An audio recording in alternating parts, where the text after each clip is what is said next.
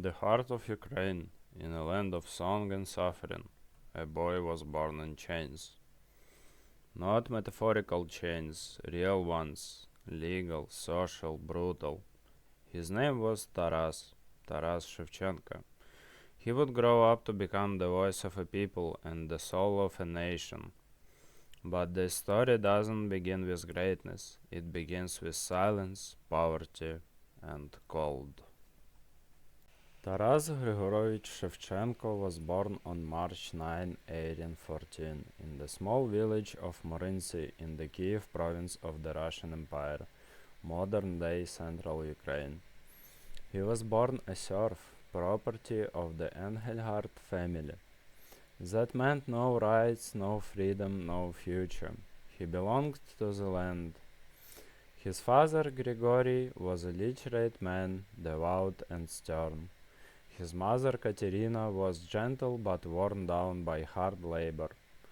Taras was the third of 6 children.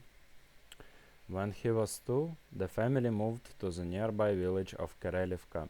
By the age of 8, he could already read psalms aloud, not because he was sent to school, but because he hunted books.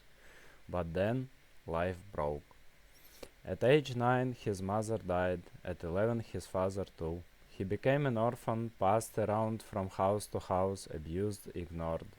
He watched as the world pressed its boot on the neck of his people, and he began to draw what he saw. As a child, Taras drew everything.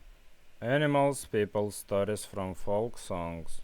He used charcoal on fences, bits of chalk on the ground, or carved clay into little birds. But he wasn't just playing, he was learning to see. He noticed the lines of pain in an old woman's hands, the strength in a Cosaque's gaze, the hunger in the eyes of the poor. That way of seeing would become his weapon. When other boys ran after dogs or kicked mud, Taras would hide with bits of paper, sketching portraits in secret. By 16, he had already drawn his first real portrait, a bust of a woman. Untrained, unsupported, unpaid, just a boy with talent in a cage.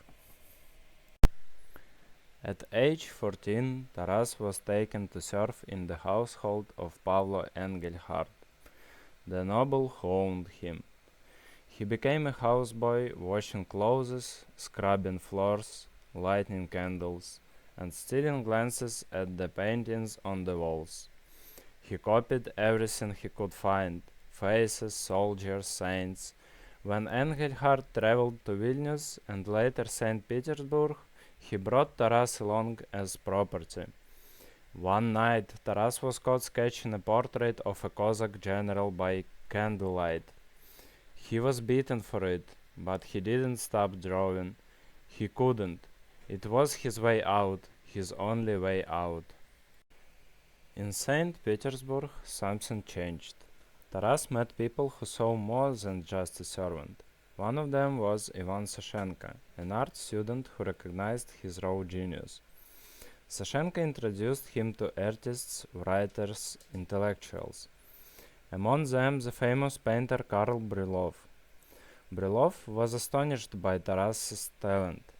Together with the poet Zhukovsky, they hatched a plan to buy his freedom. Brylov painted a portrait of Zhukovsky, a literary celebrity of the time, and raffled it off in an aristocratic lottery. They raised 2,500 rubles. That's what a human life cost in 1838. On April 22nd of that year, Taras Shevchenko was freed from serfdom. He was 24 years old. For the first time in his life, he could decide where to go, what to paint, and what to be. But freedom wasn't the end. It was just the beginning. He enrolled at the Imperial Academy of Arts. He studied under Brylov himself. Within 3 years, he earned silver medals for drawing, etching, and historical painting. He lived in a tiny shared flat, writing poetry at night and painting by day.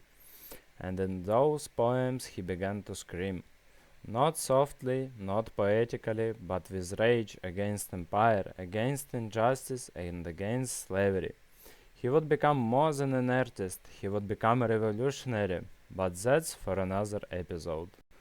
This was the story of how a boy born into chains found freedom through art. Next time, how that art became a weapon. Subscribe, share, and remember. Thank you.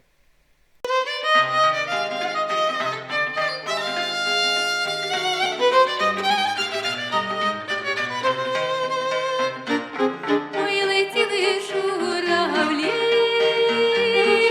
то великі, то малі, сіли впали край ріллі, заспівали трулялі. Перша жінка добра як то тая друга я, спершу жінкою діти мов, струхою розігнав. Ходить батько по лану, кличе дітей додому. Ідіть, діти, додому, не буде вам розгону. Живіть, тату, тепер сам, як молоду жінку взяв, а ми будем служити чужим батькам годити.